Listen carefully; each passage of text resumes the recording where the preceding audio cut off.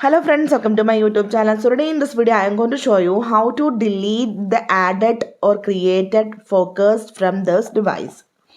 Simply go to settings, scroll down, tap on the option focus. So here you can see some focus. You can see here this John, Mary, my love. These three focus I created. Now let me show you how to delete the added the focus from this device. So here I am going to select the option My Love. Now you can see a new page. Scroll down. Here you can see the option Delete Focus. Tap on this one. Now confirm this one. Do you want to delete this focus? Tap on Delete Focus. You can see that one is deleted. If you want to delete more, tap on this one. Simply delete.